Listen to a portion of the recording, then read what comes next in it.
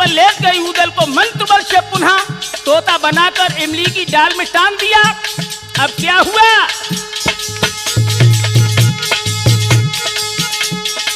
मछला पहुंची के अब पिंजरा से लीनो अपनी चोंच दबाई। जाई दूर कुछ जादू बल से मानुष करे हैं उदय सिंगराई।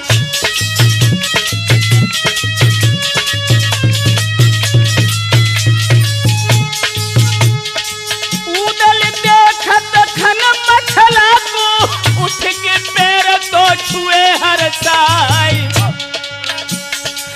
हिलकी बंध गई तो रन पंका की नैनन नीर तो रहे ढरकाई।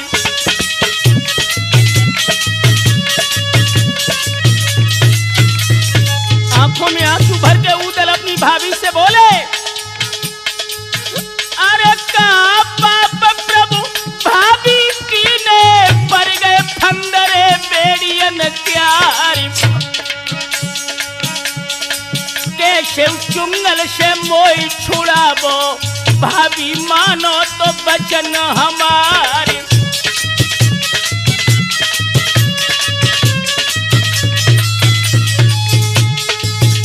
लेकिन पुनः उदल ने अपने धर्म की ओर देखा और भाभी से एक प्रश्न किया।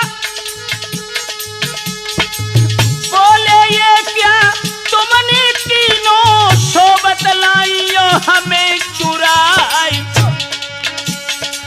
आखिर सुबिया तो चोरई कहे तो रण में रूठ रे भगवती जाय।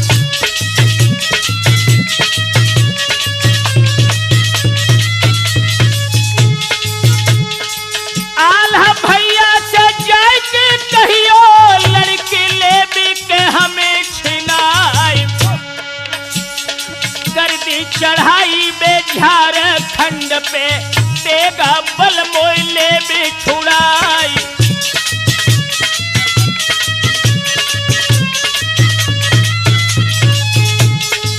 मछला बोली, देवर जी अगर सुंदरी पर आशिक हो तो एक बात बताओ, का शुबिया मन में बस गई है लोहरे देवरिया का। शुबिया मन में बच गई है लोहरे देवरिया।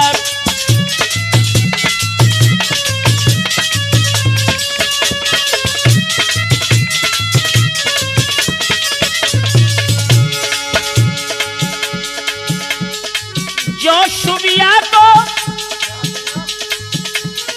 देवर चाहो, जो शुबिया को देवर चाहो, देवर जी चाहो तो डालो संग में भामरिया लोहरे देवरिया का। शुबिया मन में बच गई है लोहरे देवरिया।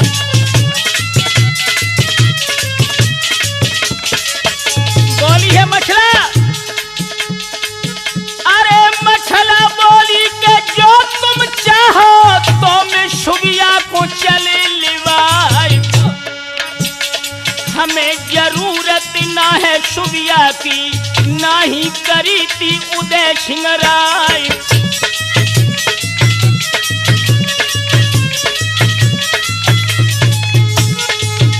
अरे जाय के कही दी जोर भैया से आबे संग तो शेर मलिखान।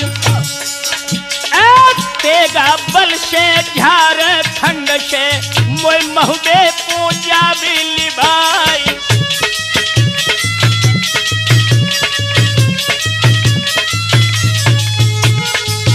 सोई तोता करके तब उदल को मछला पिंजरा में भूस दो जाए। टांग अमिलिया की तो डाली में उड़ के गई थी महोबे आई।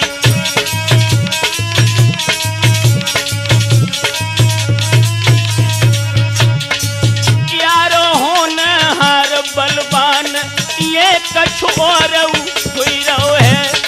सुरजन होनी है बलवान ये कछु और हुई रहो है।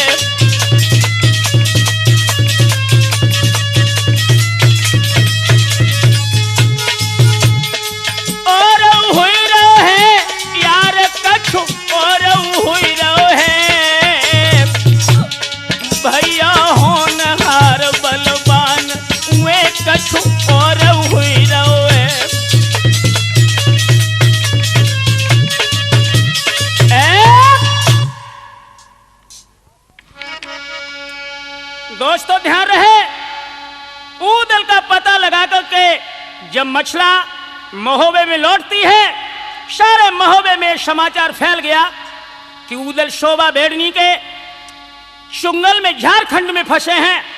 दोस्तों महोबे वाले हमला करने को जब तैयार हुए,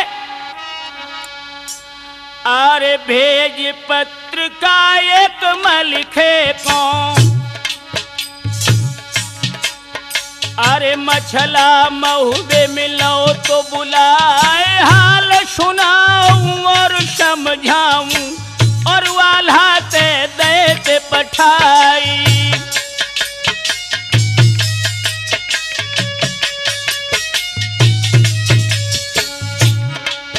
जब मलखान को मछला ने बुला लिया और कहा कि तुम्हारे छोटे भाई उदल शोभा के चुंगल में हैं, और कहा कि अब अपने बड़े भैया आल्हा से कहो कि झारखंड पर चढ़ाई करें। अरे आल्हा पूछी जब मलिखे को, कैसे आए मल्हारे राय, मलिखे बोले गहनों ढूंढन, गंगा गए थे उदय सिंह राय।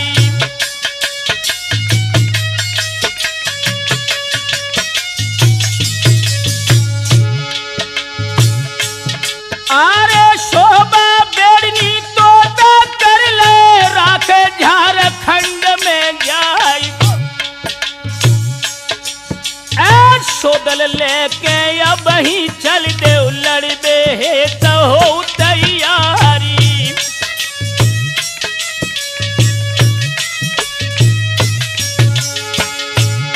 अरे गर्जे मल्हारो शिरसा बारो प्यारो बच्छराज को लाल, आज सुरखी चढ़ गई तीरे अखियन पे, दो नैनन में जरी मशाली।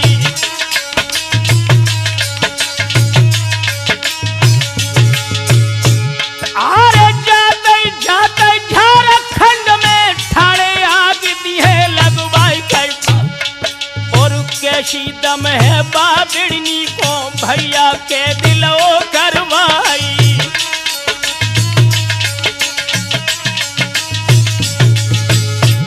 सोयाला बोले मैंने हक को मानो नाई उदय सिंह राय, अरे ताको नतीजा सन्मुख आओ सुन की कही मल्हारे राय।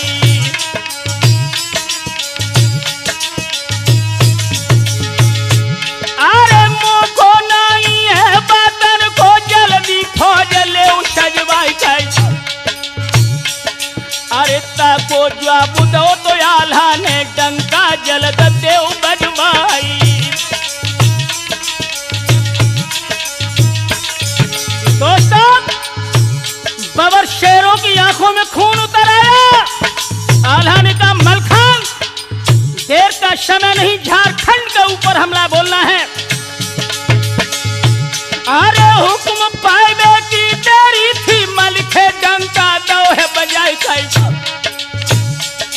और छत्री सजन लगे रे फौजन में, दई हाथिन पे झूल डराई।